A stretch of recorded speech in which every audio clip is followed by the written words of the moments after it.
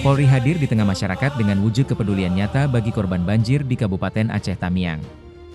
Melalui program kemanusiaan, Polri membangun sumur bor di Desa Bundar guna memenuhi kebutuhan air bersih warga yang terdampak banjir. Pembuatan sumur bor ini merupakan upaya membantu masyarakat yang mengalami kesulitan akses air bersih pasca banjir. Kehadiran fasilitas ini diharapkan dapat menunjang kebutuhan sehari-hari warga, baik untuk keperluan minum, memasak, maupun kebersihan lingkungan. Dengan semangat Polri presisi, kegiatan ini menjadi bukti komitmen Polri untuk terus hadir, mengabdi, dan memberikan solusi bagi masyarakat yang membutuhkan, khususnya dalam situasi darurat bencana. Polri akan terus bersinergi dengan pemerintah daerah dan masyarakat demi mempercepat pemulihan dan meningkatkan kesejahteraan warga terdampak banjir di Aceh Tamiang.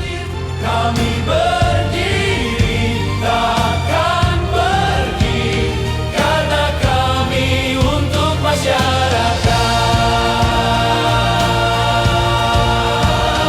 Dalam luka yang dalam kami bisikan kekuatan, dalam kehilangan kami titip.